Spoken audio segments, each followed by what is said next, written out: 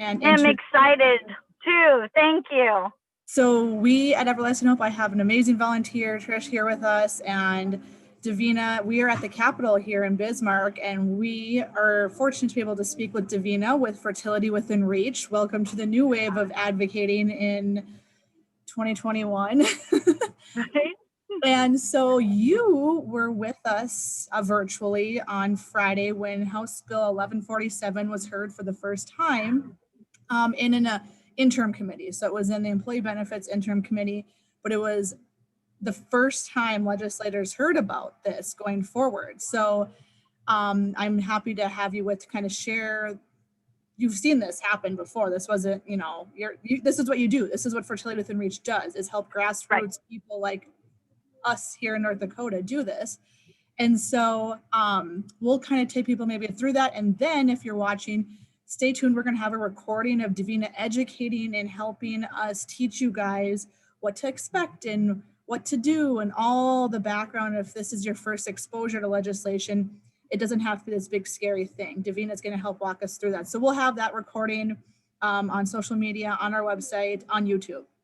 So Friday at 7 a.m., Tara was there, me and 2 patients virtually and 2 patients in person and 2 sponsors of the bill. We were all there. And so that was the first time we got to share on what this legislation does and introduce them to the reality of infertility in North Dakota and the cost part of it. And so Davina, tell me what it was like watching virtually, maybe, or like just what you thought of the whole thing. You took notes. You were a nice note taker, followed up with the committee members to clarify things. Just kind of tell us your thoughts or what people can expect maybe virtually. Right. Well, I have to tell you, this is my first time virtually because I'm usually there in person. And I personally prefer that because doing it virtually, first of all, let me say, you and the other patient advocates were amazing, amazing. Like everybody did exactly what they could do, what they needed to do, and it made an impact. And I think that's one of the reasons that the bill is going on.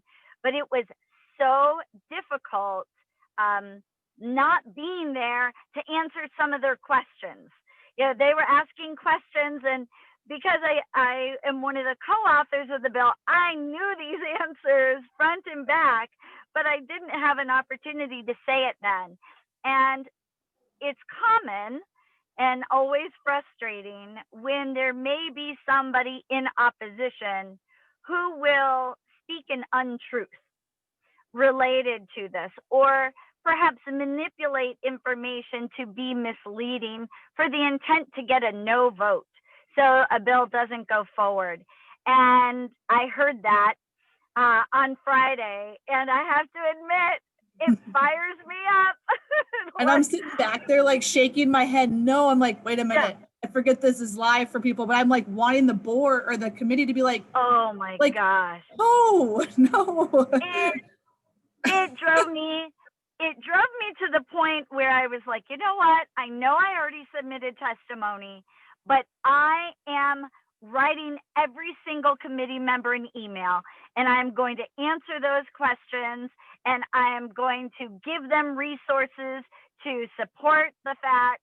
I didn't want another moment to go by without them having evidence, without having them have the truth so they can make an informed decision. I knew they voted already, but the fact that it was going to move on to the next committee, and if anyone was to ask them about the hearing or ask them about the bill, I wanted to make sure they had the right information.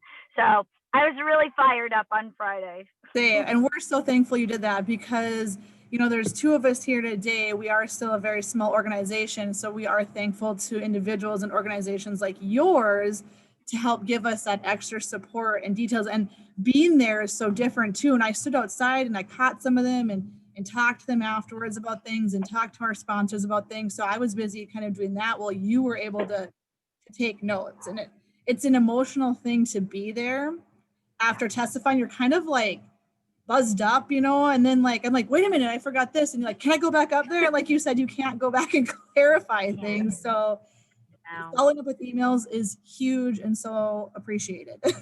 My pleasure. I think one of the things that you learn over time is that everybody who's there to testify, you have everybody's phone number.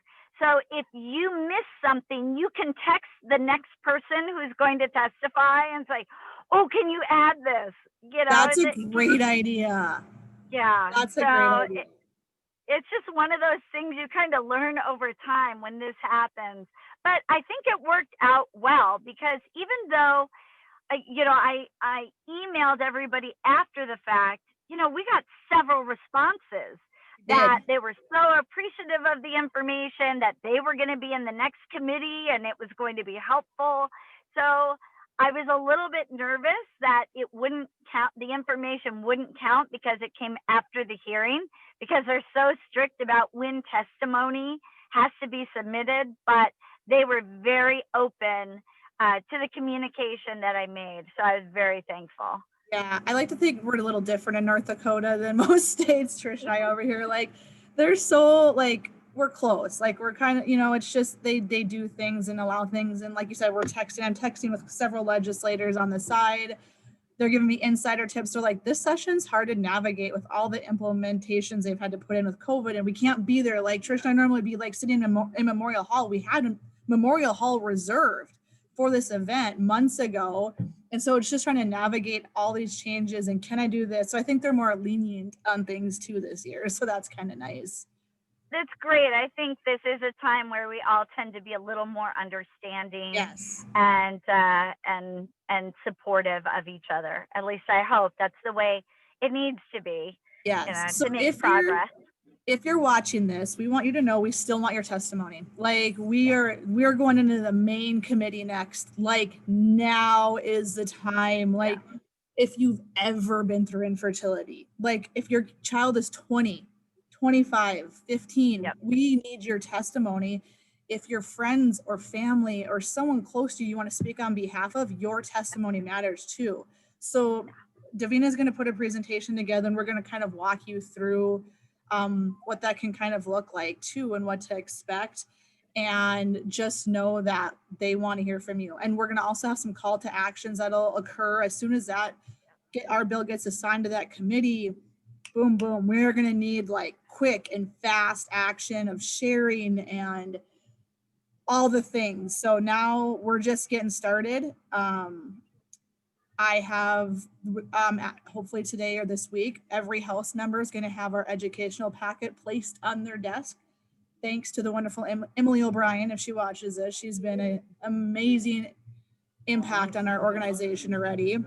So anyhow, anything else, Davina, before we let you go? We just wanted to have you come on here quickly and say hi. And we wanted to thank you as an organization, to Fertility Within Reach, to you from person to person for all you've done for us. Like, you've been, as if you didn't catch earlier, she's a co-author to this bill. She works weekly with myself and Everlasting Hope to ensure we have everything in place that needs to be in place to make sure that this bill goes through and as it do pass.